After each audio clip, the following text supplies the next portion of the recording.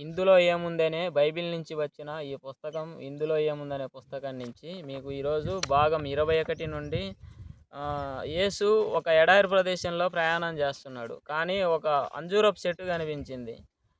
కానీ దానికి పళ్ళు లేవు. ఎండాకాలంలో పళ్ళు ఉండవు కదా.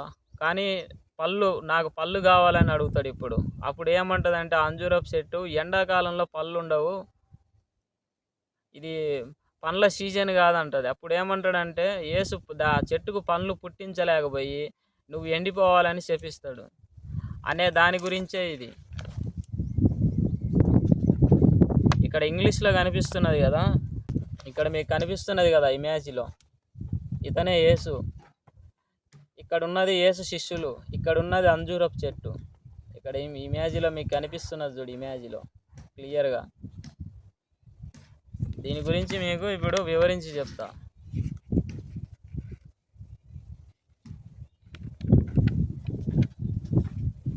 బైబిల్లో మత్తాయి 21వ అధ్యాయము 18 నుండి 20 వచనాలు.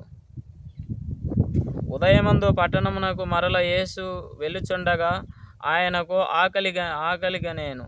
అప్పుడు త్రోవ పక్కన ఒంటరిగా ఉన్న ఒక అంజూరపు చెట్టును చూచి దాని యొద్దకు రాగా దాని యందు ఆకులు తప్ప మరి ఏమీయూ కనబడలేదు గనుక దానిని చూసి యేసు మీదట నీవు ఎన్నటికీ కాయలు కాయకుందువుగాక అని చెప్పాను. తక్షణమే ఆ అంజూరపు చెట్టు ఎండిపోయాను. ఆ చెట్టును చంపేసే కంటే దానికి నిండుగా కాయలు కాయించి నలుగురికి ఉపయోగపడేటట్లు పచ్చగా ఉండవచ్చు కదా. కేవలం పండ్లు లేవని పచ్చని అంజూరపు చెట్టును మార్చివేసిన వాడు దయామయుడా. కొంతమంది పబ్లిక్ ఉంటారు కదా, ఆ పబ్లిక్ యొక్క అభిప్రాయం ఇది. కింద పబ్లిక్ ఏమని అడుగుతున్నారు అంటే, కేవలం పండ్లు లేవని పచ్చటి అంజూరపు చెట్టును మార్చివేసిన వాడు దయామయుడా అంటున్నాడు. దానికి పండ్లు కాయించవచ్చు కదా అంటే ఆ చెట్టు యేసు యొక్క మాట వినలే.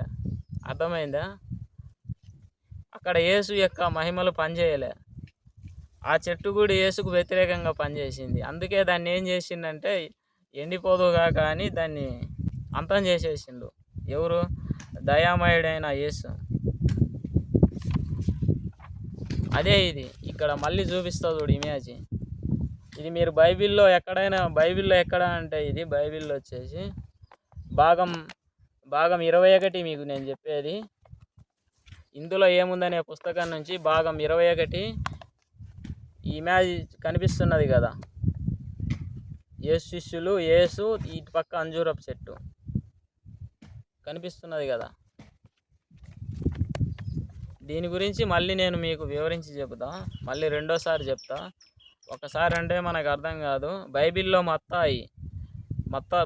మత్తాయి సువార్తలో 21వ అధ్యాయము 18 నుండి 20 వచనాలు చదివితే మనకు తెలుస్తుంది. ఉదయమందు పట్టణమునకు మరల యేసు వెళ్ళుచుండగా ఆయనకు ఆకలిగా నేను. అప్పుడు త్రోవ పక్కన ఒంటరిగా ఉన్న అంజూరపు చెట్టును చూచి దాని యొద్దకు రాగా దాని యందు ఆకులు తప్ప మరి ఏమీయూ కనబడలేదు గనుక దానిని చూసి యేసు ఇక మీదట నీవు ఎన్నటికి కాయలు కాయకుందువుగాక అని చెప్పాను. తక్షణమే అంజూరపు చెట్టు ఎండిపోయాను. ఆ చెట్టును చంపేసేదానికంటే నిండుగా కాయలు కాయించి నలుగురికి ఉపయోగపడేటట్లు పచ్చగా ఉంచవచ్చు కదా. కేవలం పండ్లు లేవని ఆ పచ్చని అంజూరపు చెట్టును మార్చివేసిన వాడు దయామయుడా. కింద అంటుండ్రు మళ్ళీ, కేవలం పండ్లు లేవని పచ్చని అంజూరపు చెట్టును మార్చివేసిన వాడు దయామయుడా. 10 మందికి ఉపయోగపడాలని పబ్లిక్ కోరుకుంటుండ్రు. దాన్ని మార్చివేసేది అంటే నాకు ఉపయోగపడలేదని దాన్ని నాశనం చేసిన వాడు దయామయుడా అంటాడు. దేవుడు అంటే అందరికీ సమానంగా ఉండాలి కదా. నీకొక న్యాయము, పక్కన వాళ్ళకు ఒక న్యాయం ఉంటుందా?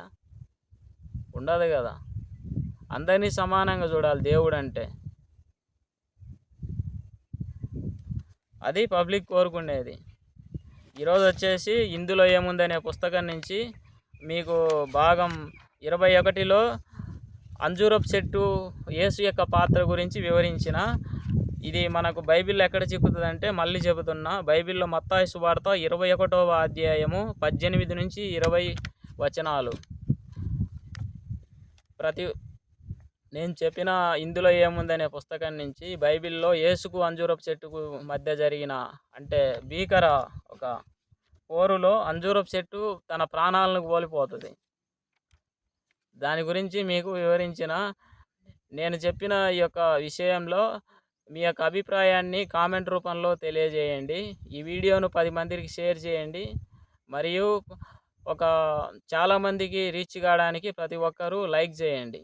ముఖ్యంగా మన ఛానల్ని ఖచ్చితంగా సబ్స్క్రైబ్ చేసుకోండి. సబ్స్క్రైబ్ చేసుకుంటే మీకు ఇంకా మునుముందు వచ్చేస్తుంటాయి అన్నీ కొత్త కొత్త నోటిఫికేషన్లన్నీ.